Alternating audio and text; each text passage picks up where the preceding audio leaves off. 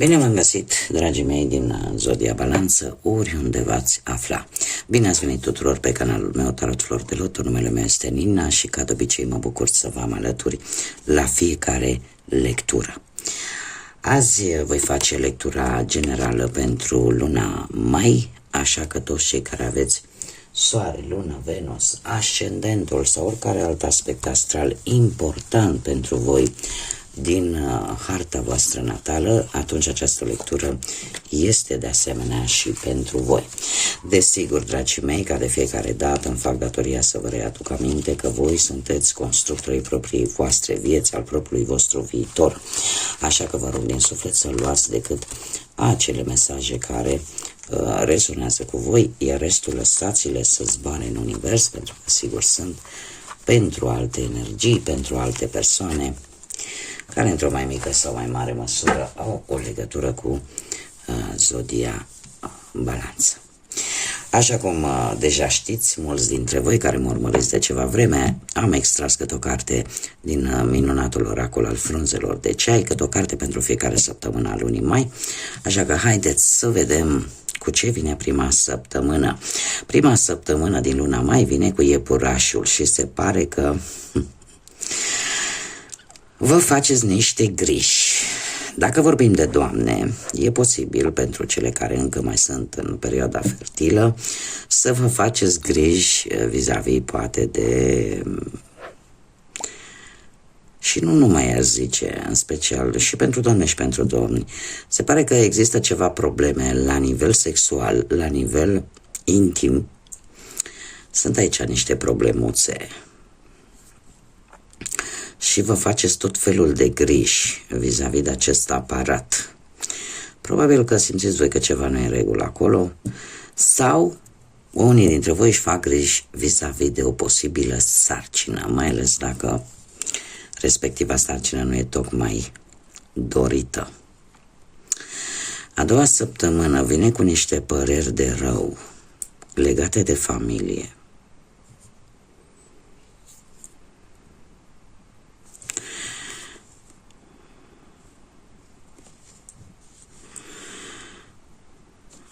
Foarte interesant.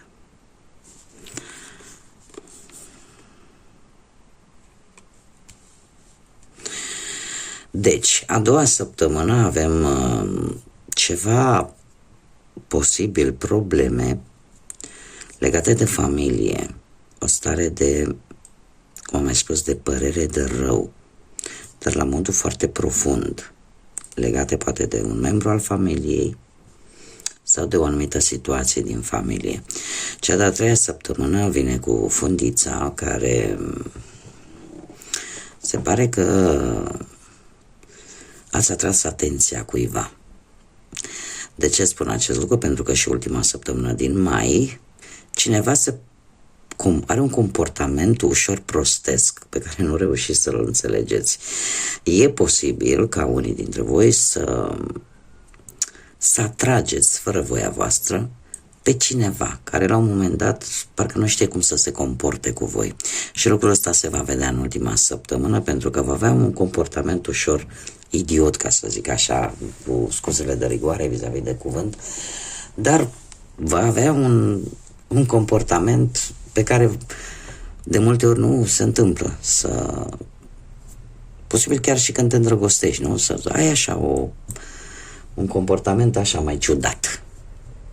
Să nu prea știi cum să te exprimi, să nu prea știi cum să te comporți. Cineva are acest comportament. Și asta pentru că aici mie mi-apare că veți atrage atenția cu ceva.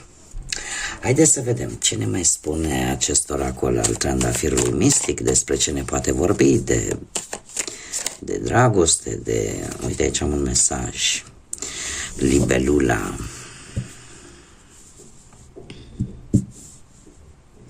Caută ieșirea și schimbă gânduri care vin. Dragilor, libelula, cel puțin în această zonă spirituală, are o conotație foarte importantă și foarte spirituală. Iar se pare că mesajul ăsta trebuie să ajungă la cineva care are nevoie de el. De ce? Pentru că se pare că vei găsi ieșirea dintr-o situație, vei face schimbarea necesară și abia atunci vei simți acea iluminare și acea vindecare de care ai nevoie. Este un mesaj aleatoriu care a căzut din pachet până să pun eu cărțile. Acum, haideți să vedem care este situația pentru dragii mei din Balanța.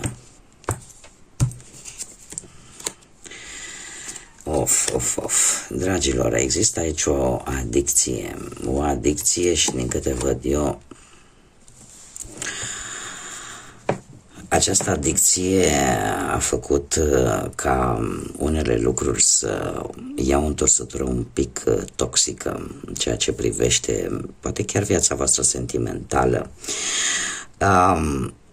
Și se pare că luna lui mai va fi o lună a vindecării, va fi o lună în care, nu știu, orică depinde sau ați simțit că acea senzație de codependență toxică vis-a-vis de cineva, de o relație sau chiar și de o anumită adicție la propriu, nu știu, care să vă cauzeze probleme la nivel de sănătate, doar că luna lui mai vine ca o trezire, pentru că lucrul, ceea ce pe voi v-a blocat poate o perioadă lungă de timp, v-a blocat din punct de vedere emoțional, v-a blocat din punct de vedere al liberului arbitru. Se pare că ceva se va întâmpla în luna lui mai, pentru că toate aceste lucruri toxice, nesănătoase, pentru că unii dintre voi chiar cred că mai degrabă aș zice din cauza acestei adicții față de o persoană, da, este o situație, ați dezvoltat o chimie un pic nesănătoasă, o atracție la nivel pasional, la nivel de, cum să zic eu, chiar și sexual, foarte periculoasă, foarte toxică, care, undeva către sfârșitul lui mai, se pare că îți vei da seama că e momentul să vindeci acest lucru și vei învăța, în primul și în primul rând, să te apreciezi tu pe tine, să-ți apreciezi tu valoarea și să-ți dai seama că de fapt poți primi mai mult decât doar plăcere fizică, pentru că de fapt despre asta este vorba, ca și cum cineva depinde de o altă persoană numai pentru simplu motiv că se înțeleg bine din punct de vedere intim. Da, dar se pare că aici se va întâmpla ceva care va lumina, ca să zic așa, lucrul ăsta și îți vei da seama că de fapt valorezi mai mult și că poți primi mai mult, nu neapărat decât această plăcere care e și ea necesară, dar nu e tot. Haideți să vedem. Și vei fi poate mult mai indulgent chiar cu tine însuți. Și poate nu te vei mai judeca, pentru că trebuie să vă spun că există boli care duc la acest lucru, la nevoia de intimitate în mod exagerat. Acum, am un paș de bâte. Cineva așteaptă o veste. Cineva dintre voi așteaptă o veste. Trebuie să vă spun că a trebuit să întrerup cu pana de curent pe care tocmai ce am avut-o. Încerc să recuperez timpul pierdut și să pregătesc lecturile pentru publicare. Deci, dragilor, am un mesaj aici pentru unii dintre voi care ne vorbește de o veste. O veste care va aduce o schimbare în viața voastră. Nu știu, ceva important poate se va descoperi care îți va schimba viața într-un mod tare pozitiv. Poate unii dintre voi veți afla cum trebuie să acționați sau poate confirmarea că sunteți pe calea cea bună, un rezultat favorabil. Un mesaj aleatoriu pentru unii dintre voi.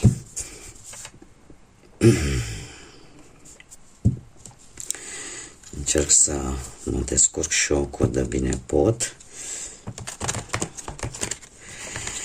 Haideți să vedem ce ne spune și tarotul despre dragii mei din Balanță. Ce vine pentru voi?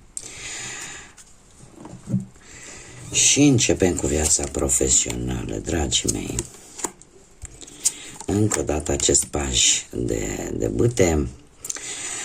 Dragilor, o ofertă de muncă, ceva care, cum să spun eu, ori poate voi v-ați folosit istețimea și ați obținut ceva pozitiv și care are legătură cu munca sau cu cariera voastră profesională. Poate ați făcut o negociere bună, dar se pare că ați reușit să obțineți toate informațiile necesare, pentru că luna lui Mai, după cum bine vedem, vine cu o veste bună.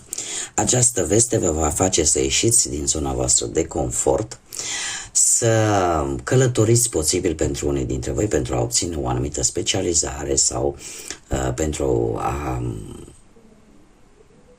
a căuta un job.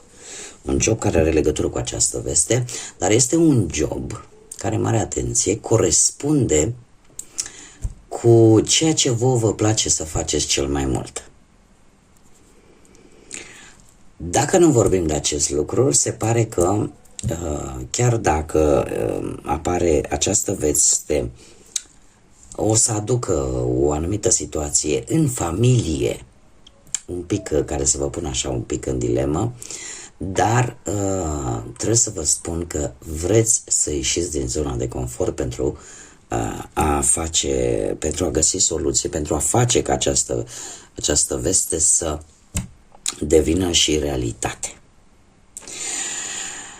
Mergem mai departe, haideți să vedem pe planul financiar. Pe plan financiar, dragilor,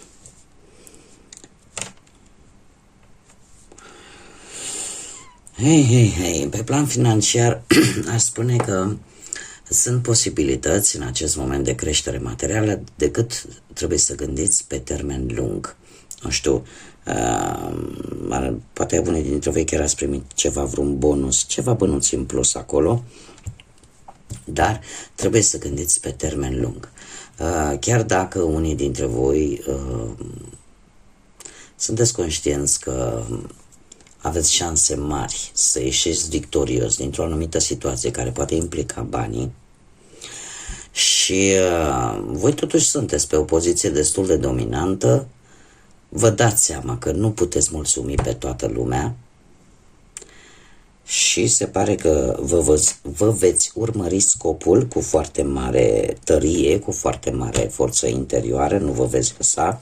Nu știu dacă zodia Leu vă spune ceva sau anumite zodii de aer, la fel ca și voi, Gemeni, Balanță, Vărsător, care să aibă legătură oarecum cu acest aspect al banilor. Trebuie să vă spun că duceți o muncă de lămurire vis-a-vis de un membru tânăr, posibil adolescentă, cineva poate din familie, care, știți cum e foarte nerăbdătoare, vrea multe lucruri și la un moment dat chiar vă obosește, dar încercați să vă mențineți pe linia de plutire,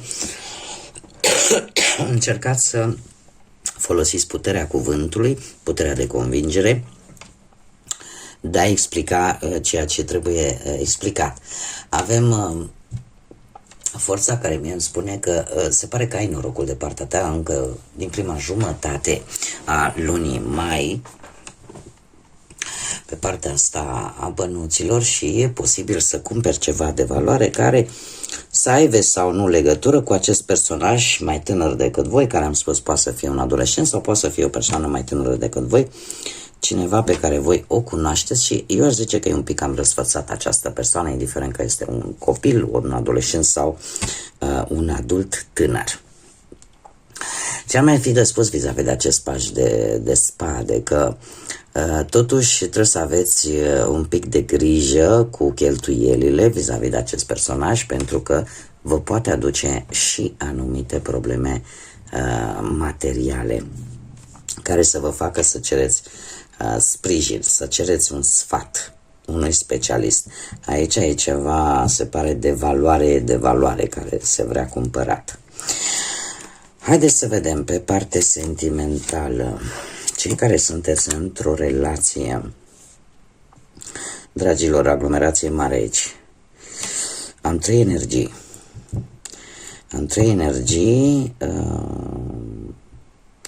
de pământ și de foc. De pământ, Taur, Fecioară, Capricorn, de foc, Berbec, Leu, Săgetător.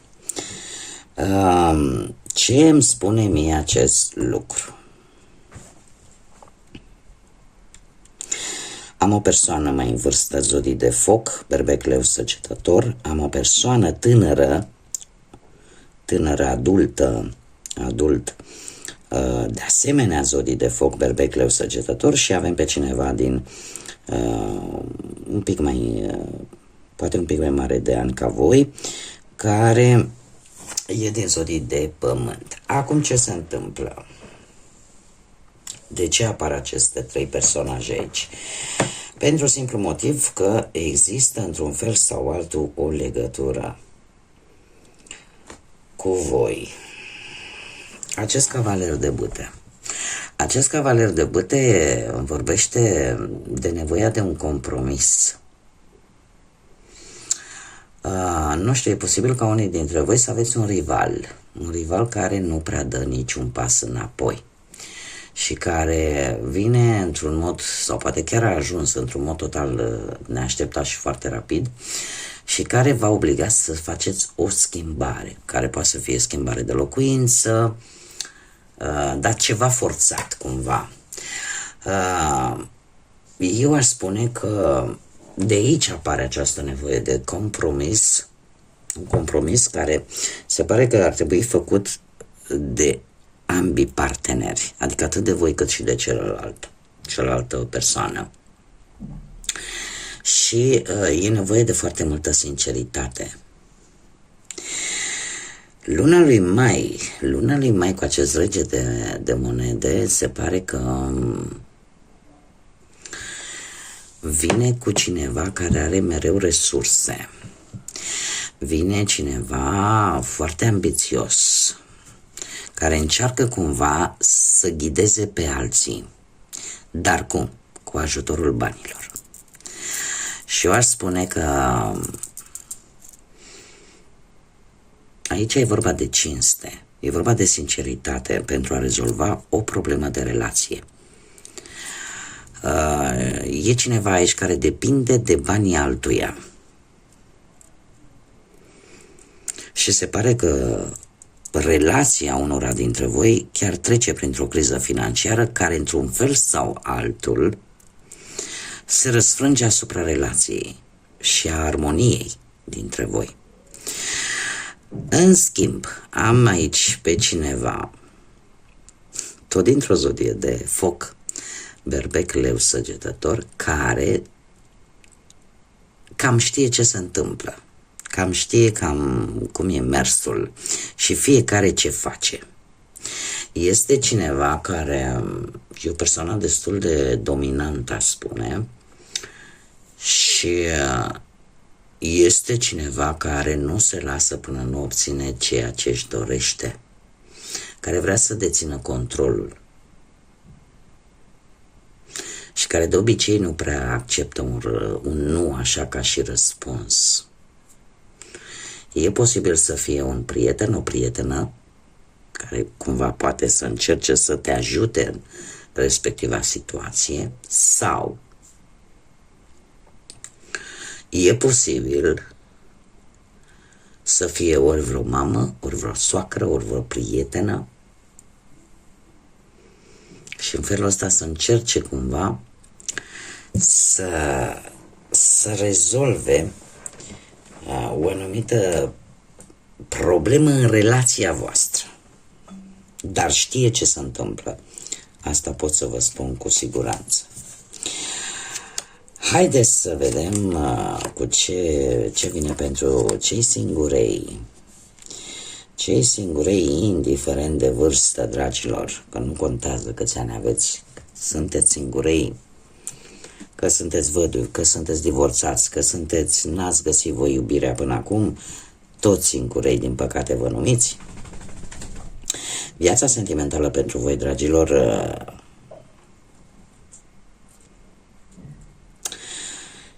voi ați fost preocupați. Preocupați, aș spune, în a atrage pe cineva, în mod deosebit, nu știu dacă vreo zodie de pământ, Taur, Fecioară, Capricorn. Cert este că ați încercat să vă faceți văzuți, să vă vadă. Și lucrul ăsta v-a dus un pic la disperare, așa, v-a dus un pic într-o extremă, pentru că nu știați ce să mai faceți ca să fiți vizibili, ca să atrageți privirea. Luna lui, și aici mare atenție, luna lui, să repet o, luna lui Mai vine cu acest 9 de monede. 9 de monede care mie îmi spune că pe plan sentimental trebuie să așteptați, pentru că dragostea vine curând, nu a fost să fie, ea vine către voi. Dar voi se pare că nu aveți răbdare. De ce? Pentru că am un 8 de spade pe care chiar am vrut să-l clarific și mi s-a clarificat cu un alt 8 de data aceasta de cube. Acest 8 de spade mie îmi spune că la voi încă există o situație nerezolvată, fie ea la nivel intern, dar în interiorul vostru acolo ceva nu e încă vindecat, ceva încă nu e pregătit să renunțe, și lucrul ăsta vă va face ca de fiecare dată să lăsați mereu în urmă sentimente, să lăsați mereu în urmă, sau să aveți cel puțin senzația că nu primiți pe măsura cât dați. Pentru unii dintre voi. Ce ne mai spune acest 8 de spade? Că așteptați cumva ca unele lucruri să le rezolve alte persoane, care până aici nimic n-ar fi rău, pentru că sunt persoane care într-adevăr te pot ajuta în anumite situații, doar că la ce aveți voi și la ce aveți voi de rezolvat, fie intern, fie la nivel practic, voi trebuie să începeți această vindecare, această rezolvare. Deci, în primul și în primul rând, pleacă de la voi. De ce spun acest lucru? Pentru că cu acest 8 de cupe și faptul că se repetă cifra 8, asta îmi vorbește de karma și de liberul arbitru. Și de faptul că voi trebuie să faceți această schimbare importantă pentru voi. Acest 8 de cupe îmi vorbește de decepții, pentru că tu nu obții ceea ce tu îți dorești, de faptul că te îndepărtezi, pentru că ai acea mentalitate care îți spune, dom'le, nu vreau să distrug totul, sau poate că tu nu te simți în siguranță într-o anumită relație, sau poate că consider că n-ai să primești îndeajuns pe cât poate dăruiești. Și trebuie să vă spun că poate chiar la începutul lui iunie, deja, pentru că am mai pus o carte, va fi un moment tare bun de cumva de a socializa mai mult, de a cunoaște persoane noi. Dar voi trebuie să începeți să vindecați ce e de vindecat aici, să începeți să rezolvați ceea ce e de rezolvat și abia pe urmă.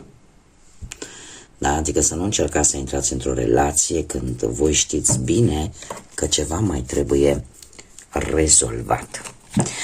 Haideți să vedem inițiale de nume, prenume, pseudonim sau porecle de persoane cu care voi puteți interacționa sau care vor avea oarece importanță pentru voi de-a lungul lunii mai. Și avem litera Y, litera B, litera V, litera A, litera L, litera J, litera U și s-au mai nimerit încă două, litera M și litera V. Inițiale de nume, prenume, pseudonim sau porecle, sau chiar puteți descoperi chiar inițialele voastre. Ca și zodii, în afară de cele pe care vi le-am comentat în timpul lecturii, avem zodii de foc, Berbecleu Săgetător, zodii de aer, la fel ca și voi, Gemeni, Balanță, Vărsător, și zodii de apă, Rac, Pești sau Scorpion. Acum, haideți să vedem care este surpriza lunii. Dați așa că nici n-am cerut. Surpriza lunii pentru dragii mei din Balanță. Foarte rapid, foarte rapid. Dragilor, data de 9 mai, probabil că are vreo însemnătate pentru unii dintre voi sau va avea o importanță, care spune așa: ai încredere, timpul divin e în joc.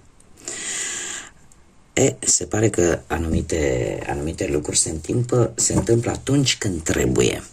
Și mare lucru dacă ceva nu se va întâmpla important pentru voi, ceva ce voi ați muncit să devină real și nu a fost să fie la timpul respectiv. Sunt mai șanse, poate chiar pe data de 9 mai, care acest lucru să se întâmple. Oricum, ce pot eu să vă spun, că aici apare o finalizare de ceva. Ceva se va finaliza și se va începe o nouă etapă. Haideți să vedem un mesaj pentru dragii mei din Balanță de la Oracolul Cristalelor și Îngerilor, și avem Fluorita, care ne vorbește de frumusețe și autenticitate naturală. Fii tu însuți, pentru că Dumnezeu te-a făcut natural atractiv și adorabil atât pe interior, atât pe interior cât și pe exterior. Deci, dragilor, probabil că culorile pe care ar fi indicat să vă aduc așa o stare de bine, pentru că îi place, desigur, și ia în calcul și acest aspect. Avem albastru, avem galben, nuanțe de bej, de auriu nu foarte strident și nuanțe de violet, care iară poate să vă mai ridice așa energia. Dar în special este foarte simplu de înțeles acest mesaj: fii tu însăți, fii autentic și fii așa cum ești, adorabil, atractivă, atât pe interior cât și pe exterior. Se știe că voi căutați perfecțiunea în general și mai ales în relații, și armonia pentru voi este un punct foarte pe care îl căutați toată viața, dar se pare că sunteți înzestrați cu ce trebuie, așa că nu încercați să fiți ceea ce nu puteți fi. Fiți voi, autentici și unici. Bun, dragilor, cam atât am avut pentru voi. Eu vă mulțumesc pentru atenție, mulțumesc din suflet tuturor pentru sprijinul vostru și aportul pe care vi-l aduceți în dezvoltarea acestui proiect numit Tarot Flori de Loto, prin intermediul like-urilor, distribuirilor și comentariilor. Și desigur invit pe toți cei care încă nu s-au abonat să o facă, este gratuit, să ne întâlnim cu toți aici.